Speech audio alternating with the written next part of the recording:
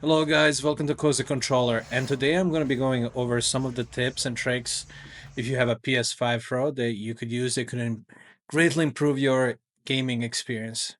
I recently bought a PS5 Pro maybe like 2 months ago, and I've been really impressed. I had a PS5 before, so a lot of these things apply to your PS5 if you have one. But yeah, PS5 Pro has a lot of little hidden features that you could use. We're going to be going over things like, calibration for your screen. We're going to be going over widgets, display settings, storage settings. I currently have a PS5 Pro with 4 terabytes. So, you know, if you value memory as much as I do, being able to play all those games, you're going to appreciate some of these tips that we have going on. So, for example, when you're logging in into your PS5, um, you can set your console storage. You can quickly access over the widgets, and over here you can, have your regular console storage that has 2 terabytes. Then, I installed the WD Black. You can find this on Amazon, and it's a SSD storage of 2 terabytes. The way you install it is like you open your PlayStation 5. Let me know if you want a tutorial for that, and you basically screw it in. It's really simple. And then I also had a USB extended storage that I had still from the days when I had like PS4, I think. So, you can plug that into their front. That's like very easy to install. The SSD one, just make you could use the same model that I use. Just make sure it's fast enough to, where you can play PS5 games. And it's pretty easy to set up. Um, Next, you can set up your widgets in the front any way you want. You can set it up where you have more like friends and access. Then you can get the news on the bottom, and then suggestions from PlayStation. I can add the widgets here, and then you can like kind of select and unselect what you want. You can remove any of these, or you can add them. Things like online friends, um, PlayStation Store, and then you can change your presets. You have highlight, social, and solo. And if you want solo, it's kind of more focused on you. If you want social, it's more like if you're playing with other people and you want to see your friends. And then highlights like your trophies, and things of that nature. So it's kind of cool that you're able to do that. In the change background, you can change your background here, and then there's a couple of presets that are available. For example, if I want to select a different one, I can select any of these, or you can upload some from your games or the media gallery. So you can like of course use your own pictures, or use the pictures that you previously saw in the games, and you can change the layout of your widgets.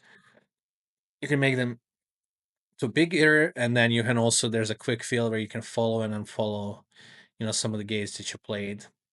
And yeah, that's in terms of widgets. This is how it looks when you have the big one. I think a big one is overkill. I use like medium or a small one. Yeah, next thing, in regards to the sound, um, so you have microphone, microphone controller, or you can adjust like if you have a different microphone over here, you can adjust microphone levels, so making sure when you're gaming that the echo is not too big. You can over here, it's like a quick thing where you can like microphone status when logged on, like you can turn it off. Um, so yeah, basically over here, just selecting audio output, and here you can turn off the home sound effects. When you turn off your PS5, you can turn off those like sound effects. And this is a new feature, the 3D audio for TV speakers and 3D audio for headphones. It's very cool. Like you can make it more immersive. Like when you're playing games, like you can set it up, create your 3D audio profile. That's kind of like very like useful.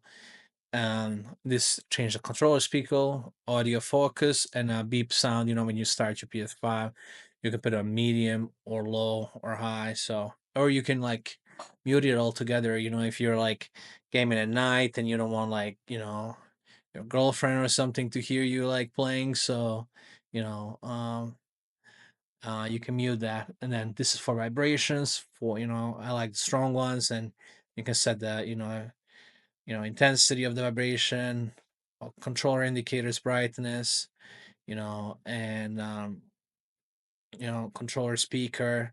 There's a lot of these little settings that you can adjust for how you want to play and like how you want your experience to be. Media remote, you can set up your um TV remote to turn on your PS5. So this is kind of cool. Like you can have a button on your TV remote for you to turn on your PS5. In case like you want to use like it as a media device, you're not specifically gaming, and you want to go to like watch shows on your PS5. You can set it up this way. So that's pretty cool. And then here you can adjust HD camera and adjust PlayStation camera. HD camera is not that good. I have one. I would advise against it. So like streaming on a PS5, it's a little, yeah, it's a little bit tricky because you know of the camera. So this is for if you have a 8K TV, you can take 8K screens resolution screenshots, which is pretty cool. You can turn that on. And you even get a trophy, I think, when you take your first 8K screenshot. This is for recording resolution. You can actually put it in 4K, and include your mic's audio, include party audio. This is when you're like screen recording. Um, Next, we have challenges, community hub. Not much you can do there. Broadcast. This is like when you're like broadcasting. You can only do 1080p. That's with the PlayStation camera, which, like I said, is not that good. The quality is not what I'm looking for. So yeah, this is convert broadcast chat to speech.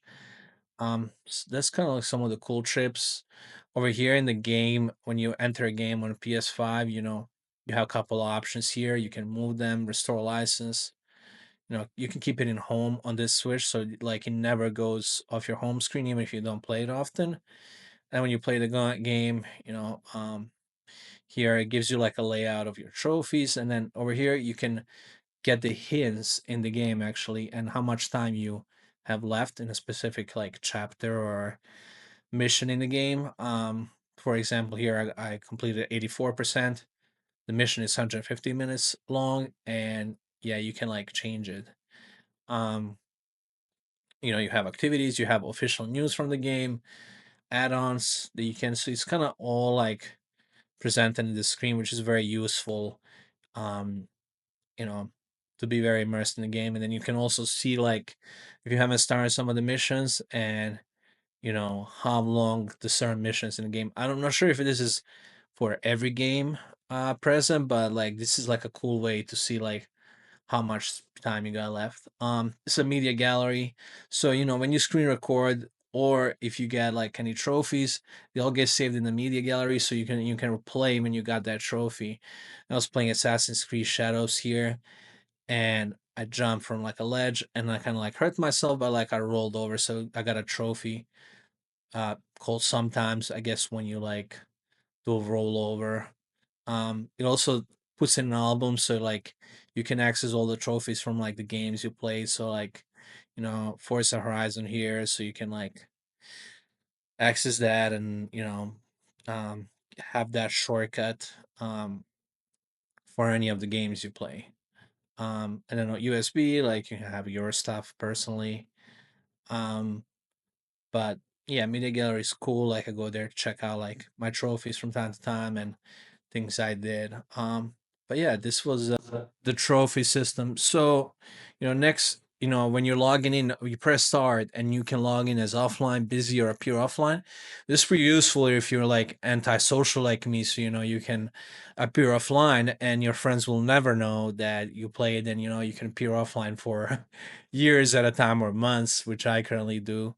But this was in regards to the calibrating your display. So we're gonna go into this display, screen and video output. So current video output signal is 4K 60 hertz. This is just like your intro screen. So um this is not relating to the games. When you go back, you can select information about the connected device. So this is what your HDMI can push out. So, you know, supports 80K at 60 hertz. So when I have games that support 80K that are PS5 Pro enhanced, I can go here and, I see that I can play 8K at 60 hertz.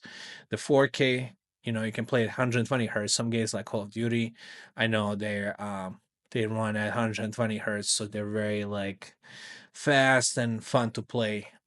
So yeah, this was some of the tips and tricks for the PS5 Pro. Hope you guys enjoyed this video. Let me know in the comments. Please like, share, and subscribe. Thank you.